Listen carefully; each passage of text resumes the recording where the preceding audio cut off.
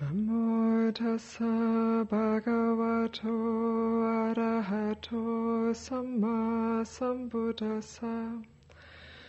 Namo tassa bhagavato arahato samma sambuddhassa. Namo tassa bhagavato arahato samma sambuddhassa. Buddhang dhammang sanghang namasami.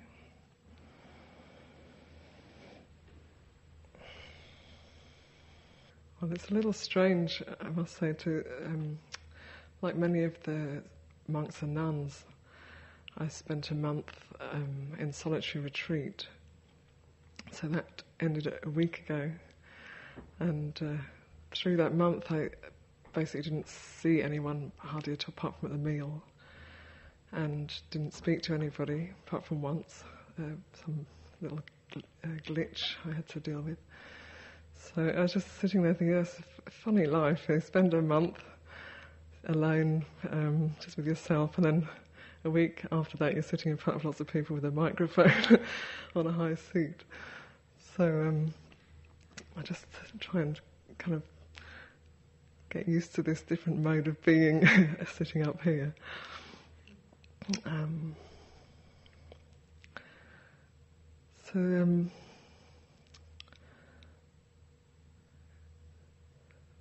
mean, when we were dedicating the chanting, there were three very, very different dedications.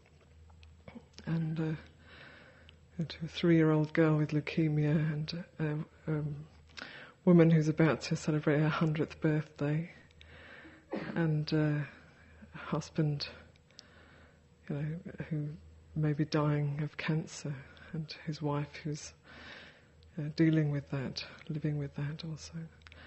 And just as I was reading them, it kind of came back to me how vulnerable we are as people.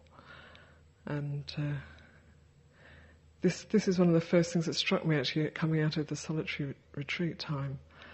And just a couple of days after I came out, it was the weekend, and there was a man probably about my age at the meal who was offering dana for his mother who died 3 months before. And it just kind of touched me. Gosh, we never know when our world is going to be turned upside down. We never know when we're going to suddenly lose somebody we love, or I mean, many people here. It's like England. So far, it's very harmless country. Very, very. I mean, in terms of living in this country, I'm not saying we don't do harm, but it's very safe, and there are no great earthquakes or tsunamis or terrible kind of natural disasters happening so far at the moment. But as we know, many people have lived through or died through such things, and always when they come, it's a complete surprise. It's a shock. And so it just as I was sitting here in the meditation, I was just feeling through that sense of, as people, we are so vulnerable. We are very vulnerable, and it even it doesn't have to be some big some big thing that happens, like a war or a huge natural disaster. It can be something quite small, or seemingly. It can be even a loss of an ideal can completely kind of make our world crumble. And it was something that came up through my retreat, but not in quite the same way. But it was something I was looking into, this thing of how, what is my world and how do I create it, and if it all falls apart,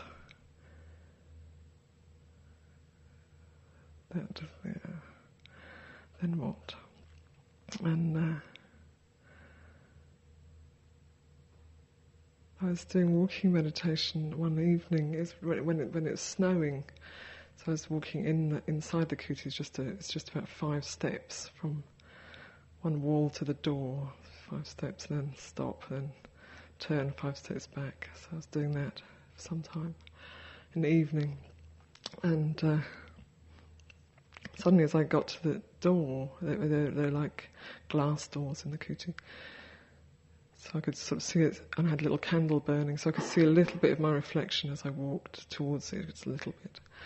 And as I walked up to the door and stopped, and I was about to turn, as I had done many times already, suddenly there's this kind of image in my mind of my body falling against the door and sliding down as a corpse.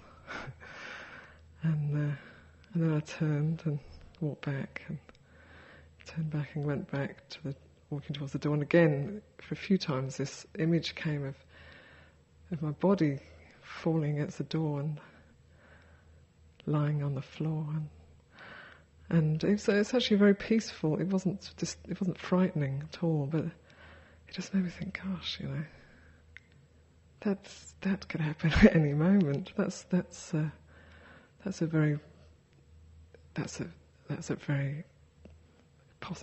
possible. And the first thing that came to my mind was, so where am I? Where does that leave me if that happens? Because there's that sense of, well, the body's gone, and the senses, they're not working anymore. Can't see anymore. Wouldn't be able to see anything. Hear, smell, taste, feel. They wouldn't be working anymore. So it was like, well, where does that leave me?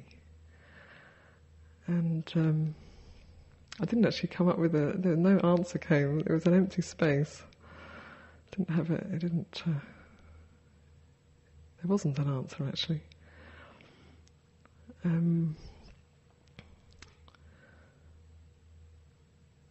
But it showed me so clearly how I found, particularly with sight, how what I see is what I am, how much I identify with what I see, and I'm looking from here out there, and that feels real. That feels like it's me, and I'm seeing this. I'm seeing you all, and that makes me here and real. And just this sense of actually, I mean, in my mind's eye, not really, but seeing the body falling there, it was like, well, that's certainly this sense of the sight won't be working, and. Just really rose the question: where is this sense of me dwelling? And then from there, I kind of was looking. Well, if I did die on this retreat, what have I got left? What residue? What am I hanging on to? And so I was first people who came to my family, one by one, and are things okay enough that I could leave at this point, And as I went through each person, almost everyone apart from one of my family I'd got in touch with just before the retreat, and so there's this feeling of yes, it would be all right actually. I could leave now and it would be all right. It wouldn't. There's no big, terrible, unfinished business or anything I'd really regret having not done.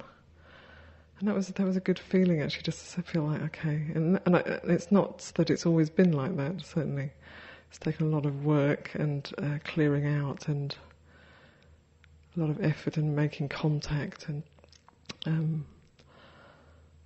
To get to the place where I just feel like actually it would be all right to leave them, and that felt very important, that there wouldn't be those, there wouldn't be regret I suppose, in relation to my family, if I were to die now. And then the next people I thought of were the sisters, and I did feel a bit like, oh, it was a bit of a shame to leave it now. That felt a bit like, there were a few things I'd like to do with the sisters. I got a few plans, but I thought, well, I might come back and carry on. Just have to wait a little while before I go through the nappy stage and so on. And but generally there's this sense of, yeah, it's okay, it'll be alright to leave at this point. And coming back to this sense of vulnerability,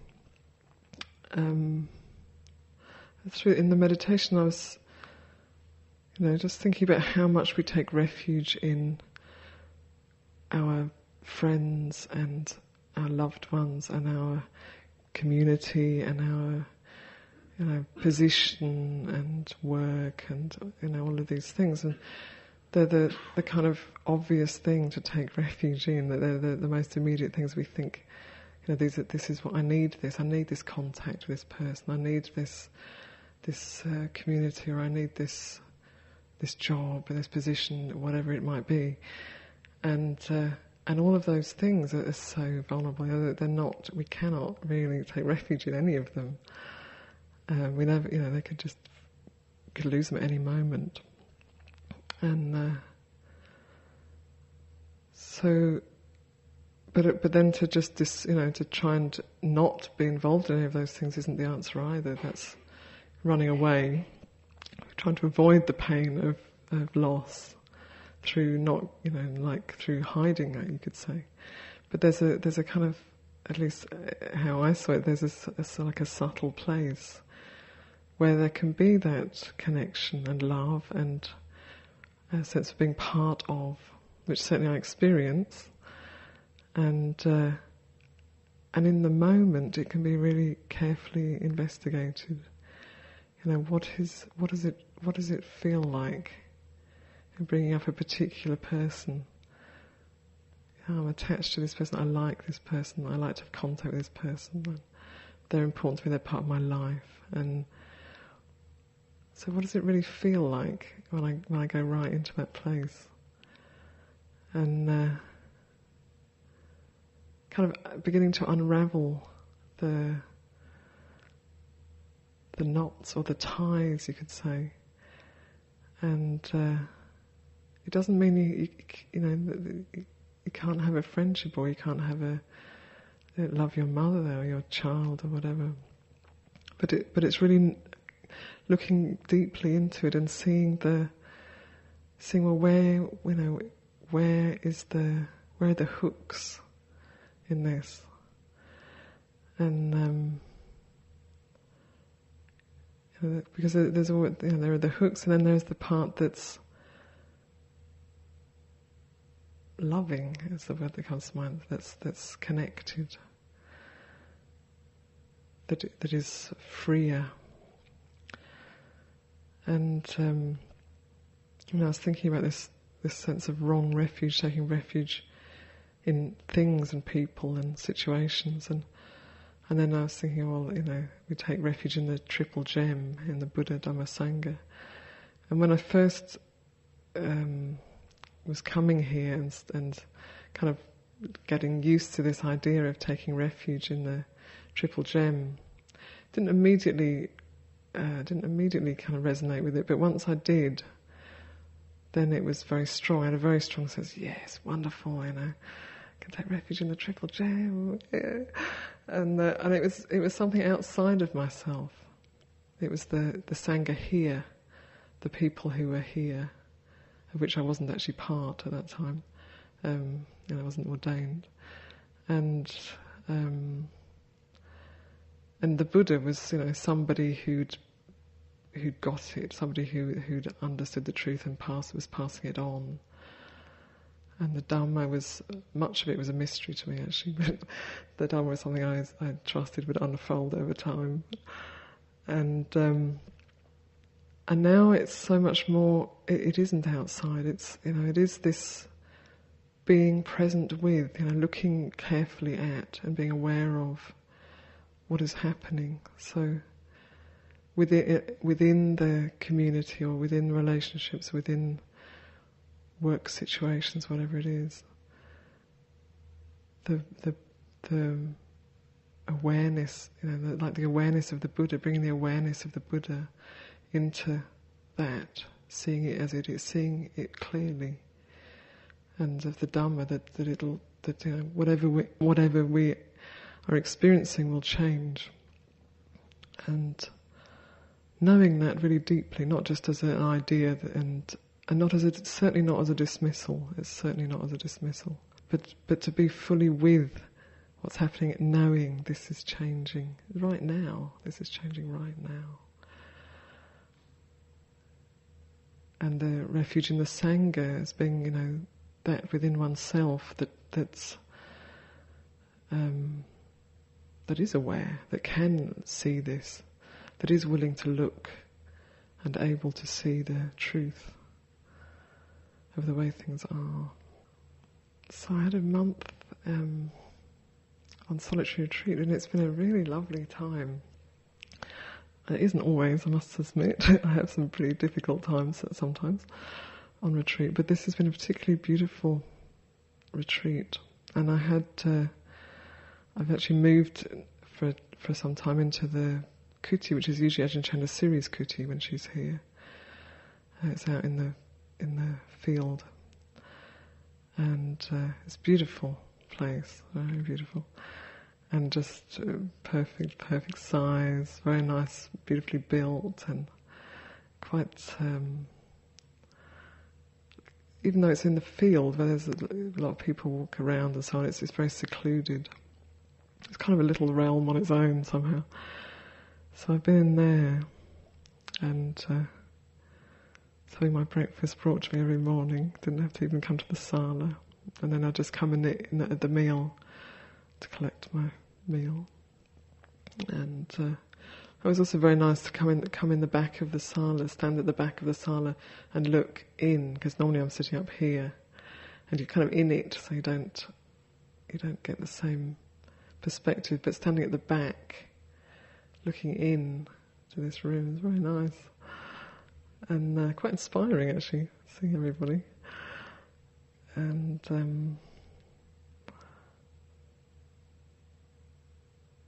so kind of I must admit, I several times felt like, God, I'm living in paradise. This is paradise. It's great.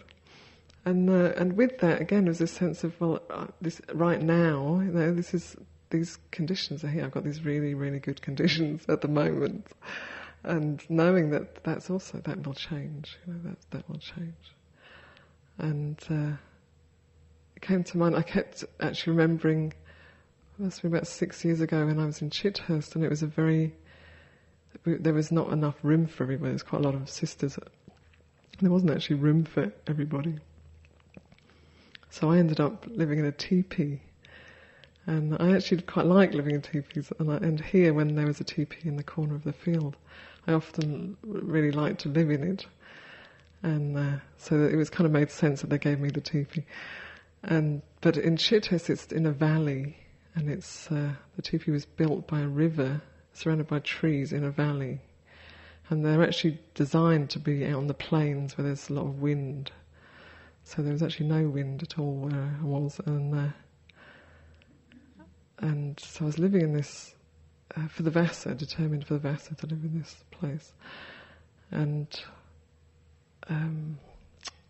it was put up for me, and then it wasn't furnished. It just had a bed base in there and a shrine table, I think, and that was it. And so I decided I'd cut green evergreen for the floor, because I found that if you use a carpet, it gets kind of mouldy. And so I'd go up to the house. I cut this evergreen conifer and put it on as my carpet on the floor. It was very nice, smelled nice. And when it got a bit old, I could throw it out and cut some more and put it down. And so at first it was very, quite enjoyed being in there in the summer, when it was still summer.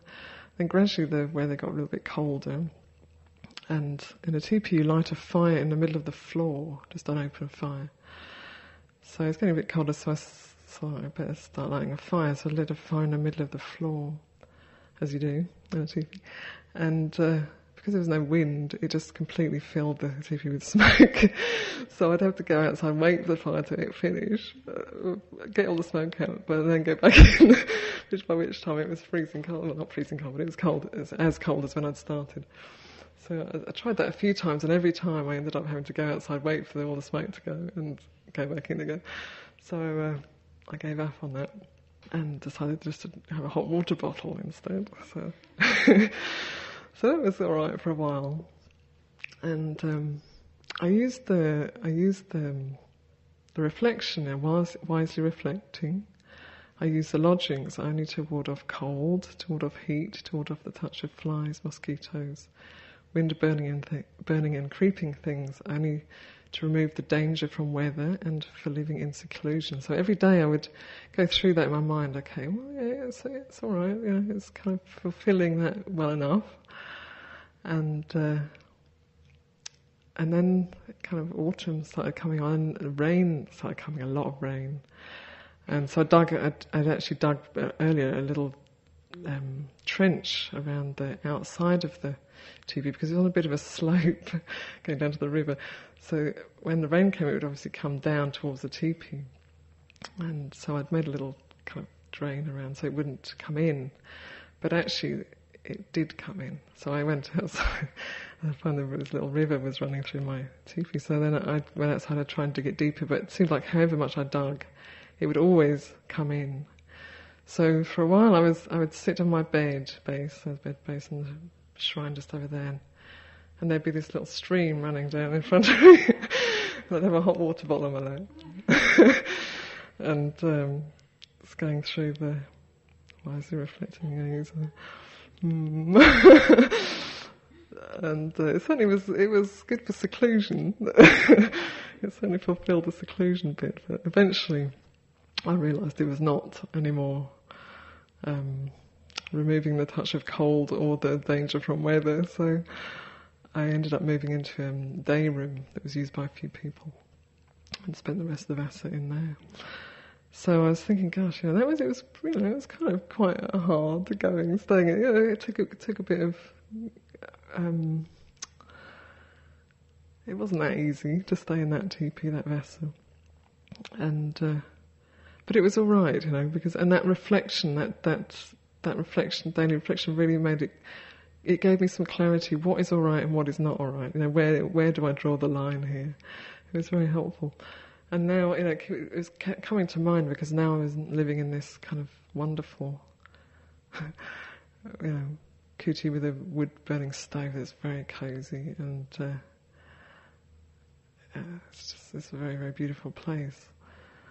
And but anyway, just remembering this experience a few years ago in the teepee, and that reflection, it all started to point back again to this, how much the Buddha was pointing us to look, to look at now, to be with what's happening now, and it's as samanas, giving up money, and receiving a meal for the day. You don't really know what's going to happen tomorrow. Roof over the head for the night, which is good enough. Good enough roof over the head for the night, and it's all about. For now, it's good enough. For now, today is enough. And it was again pointing to this vulnerability. It's like being instead, rather than, sometimes people can think, they don't use money, they're very important people, they're giving up money and they, live this renunciate life. But it's actually really pointing to this, to actually being vulnerable. To not to being vulnerable, but to the fact that we are.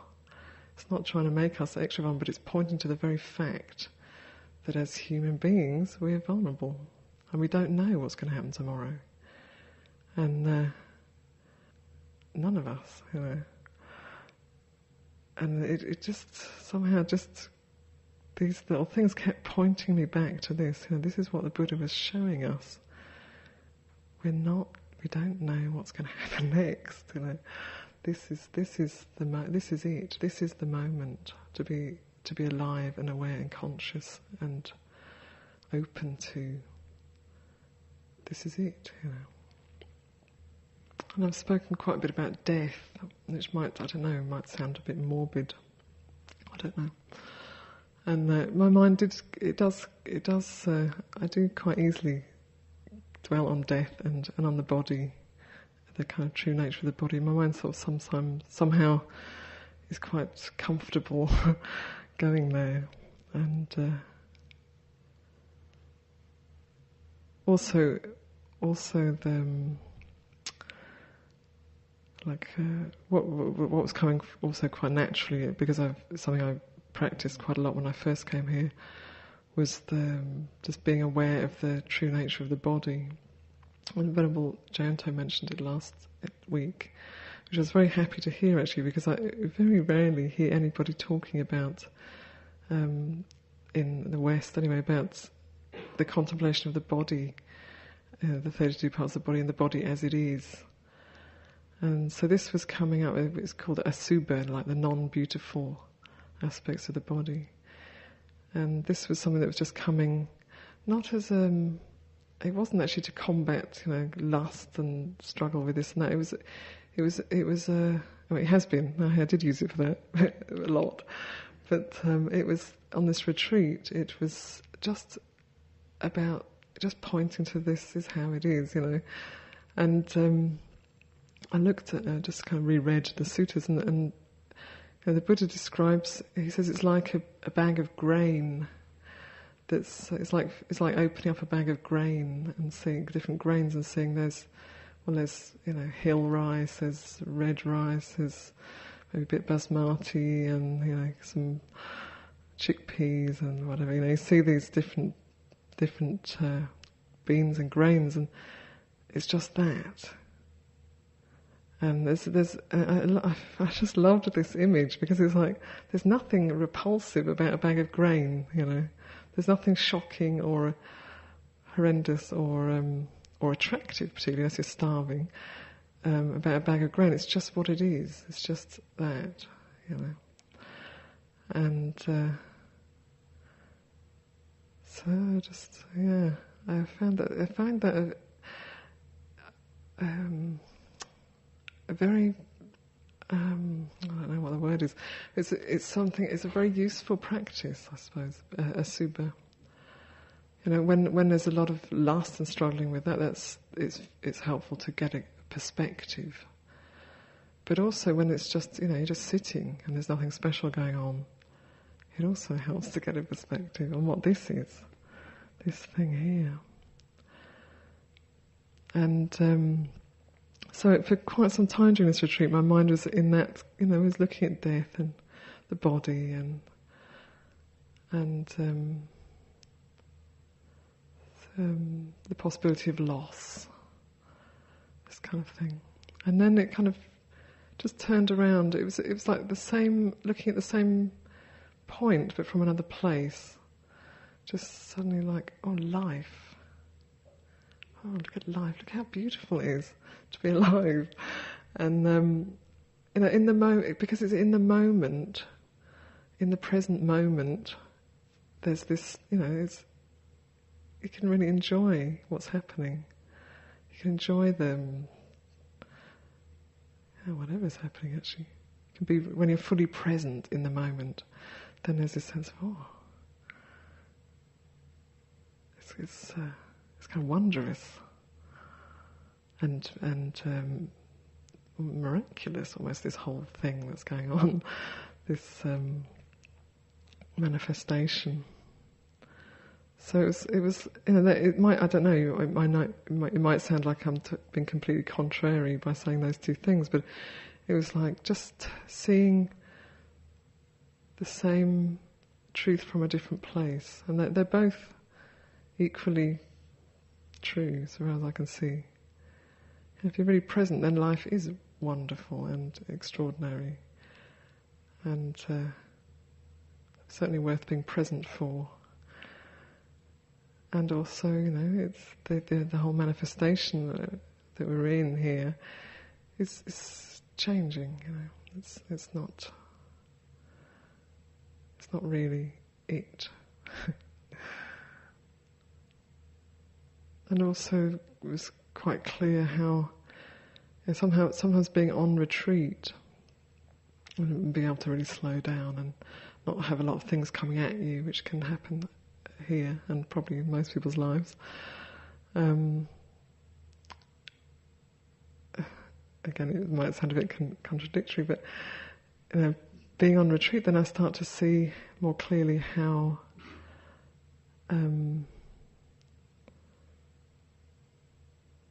the truth is always present. So, you don't really need to be on retreat in order to see it. But it does help. It does help. And also how it's very pleasant. I found it was very pleasant just to be alone and just to be able to be with more subtle kind of experiences. Just before the retreat, I was speaking with my brother, and he's had a kind of awakening of some kind. I'm not quite sure what yet. And it was quite exciting actually speaking with him. Gosh, something really major has happened to him. And I noticed as I was speaking with him, he was very centered and very clear, and he was speaking from source, as he put it, which he sounded like he was. And I was feeling quite kind of insecure when I was speaking to him, because I realised, gosh, I'm used to a certain relationship with him, and suddenly that wasn't happening. It was like, oh, now suddenly he's my teacher, And I've been in the monastery 15 years, and it was like I felt a bit insecure. And one of the things he said to me was, you don't need to be in the monastery.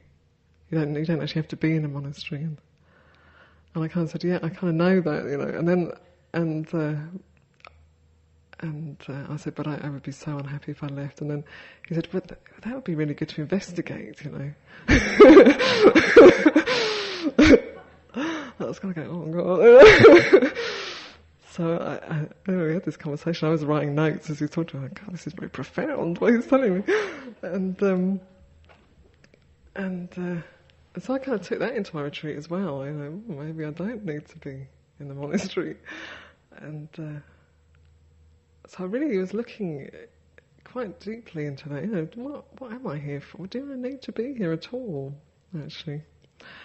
And it was very good timing, because and then I went to retreat for a month and solitary. And what I found was, I found actually now I don't really, because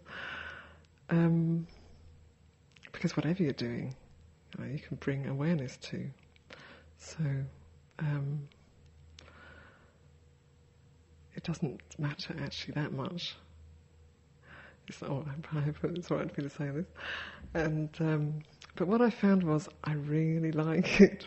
I really like it, and I really enjoy. I love being on retreat, and I kind of enjoy the rest of the year and its challenges. So that was really nice. It was really good, just to see well, no, I don't have to be here, but I do really like it. So I think I'll end here. And I really like to express my gratitude to everyone who is making this retreat what it is.